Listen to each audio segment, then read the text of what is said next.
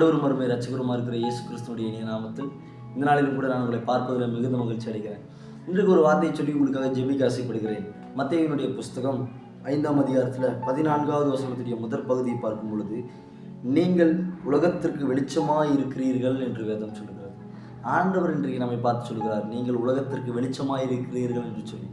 கர்த்தர் நம்மை இந்த உலகத்திற்கு வெளிச்சமாய் வைத்து இருக்கிறார். எதற்காக? இந்த உலகத்தில் பார்க்குறோம், அநேக ஜனங்கள் இருளில் வாழ்ந்து கொண்டிருக்கிறாங்க. பாவம் என்கிற இருள், சாபம் என்கிற இருள், இன்னும் பார்த்தீங்கன்னா பிரச்சனை என்கிற இருள், சமாதானமின்மைங்கிற ஒரு இருளுக்குள்ளாக இந்த ஜனங்கள் வாழ்ந்து கொண்டிருக்கிறாங்க. அவர்களெல்லாம் வெளிச்சத்திற்கு கொண்டு வரும்படி கர்த்தர் நம்மை வெளிச்சமாய் வைத்திருக்கிறார், ஒளியாய் வைத்திருக்கிறார். இந்த ஒளி எங்கெங்கெல்லாம் போகுதோ அந்த இடத்துலலாம் ஒரு வெளிச்சம் உண்டாகும். பாருங்க, ஒரு இருட்டான இடத்துல ஒரு ரூமில் ஒரு டார்ச்சையோ ஒரு விளக்கையோ நம்ம ஏற்றும் பொழுது அந்த அறை முழுவதுமாக எப்படி ஒரு வெளிச்சம் கடந்து போகிறதோ அதுபோல் நாம் போகிற ஒவ்வொரு இடங்களிலும் கர்த்தர் அப்படிப்பட்ட வெளிச்சங்களை கொண்டு வர அவர் போதுமானவராக இருக்கிறாரு. பாருங்கள், நம்ம போகிற ஒவ்வொரு இடங்களிலும் கர்த்தர் அற்புதத்தை செய்ய அவர் போதுமானவராக இருக்கிறாரு. நம்ம ஒருவேளை நம்மளுடைய உறவினர்கள் வீடுகளுக்கு போகலாம், நம்முடைய நண்பர்களுடைய வீடுகளுக்கு போகலாம். நாம் அப்படி போகும்பொழுது அவர்கள் வாழ்க்கையில் ஒரு இருளான ஒரு வாழ்க்கை இருக்கும். கர்த்தர் அவைகள் எல்லாம் மாற்றும்படி நம்மை தேர்ந்தெடுத்திருக்கிறார், நம்மை வெளிச்சமாய் வைத்திருக்கிறார். அதனால தான் வேதம் சொல்லுகிறது, நீங்கள் உலகத்திற்கு வெளிச்சமாய் இருக்கிறீர்கள் என்று சொல்லி. ஏசப்பா பாருங்கள், வேதத்தில் பாருங்கள், அவர் நன்மை செய்கிறவராய் சுற்றி திரிந்தாராம். அவர் எந்த இடத்துக்கெல்லாம் போனாரோ அங்கெல்லாம் ஒரு அற்புதம் நடந்துச்சு, சமாதானம் உண்டாச்சு, பெரும்பாடுள்ள ஸ்திரீ சுகமானாங்க.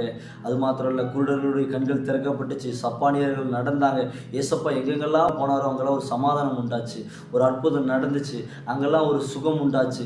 அதுபோல கர்த்தர் நம்மையும் அப்படிப்பட்ட வெளிச்சம் உண்டாக்குகிறவர்களை கர்த்தர் நம்மை வைத்திருக்கிறார். அதனால தான் ஆண்டவர் நம்மை பார்த்து சொல்கிறார், நீங்கள் உலகத்திற்கு வெளிச்சமாய் இருக்கிறீர்கள் என்று சொல்லி. இருளில் இருக்கிற ஜனங்களை மீட்டெடுக்கும்படி உங்களை பயன்படுத்துவேன் என்று சொல்லி ஆண்டவர் சொல்கிறார். இந்த வார்த்தையை ஜெபிக்கலாமா? நல்ல ஆண்டவரே, அப்பாவை நாங்கள் நன்றியோடு கூட துதிக்கிறோம், ஸ்தோத்திரம் பண்ணுகிறையா. நீங்கள் சொல்லியிருக்கிறீங்க, நீங்கள் உலகத்திற்கு வெளிச்சமாய் இருக்கிறீர்கள் என்று சொல்லி.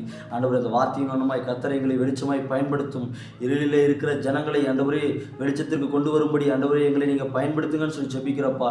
இதை பார்த்து கொண்டிருக்கிற ஒவ்வொருவரையும் இந்த தேவன் நீங்கள் பயன்படுத்திருங்கன்னு சொல்லி ஜெபிக்கிறப்பா. உங்களுடைய கருத்துக்களை நாங்கள் அர்ப்பணிக்கிறோம். பொறுப்படுங்க, வழி நடத்துங்க. மீட்பு ரட்சகரமாக இருக்கிற இயேசுவின் நாமத்தில் ஜெபிக்கிறோம் பிதாவே. ஆமீன், ஆமீன். God bless you. கர்த்தர் இந்த நாள் நம்மை பார்த்து சொல்கிறார், நீங்கள் உலகத்திற்கு வெளிச்சமாக இருக்கிறீர்கள். God bless you. God bless you.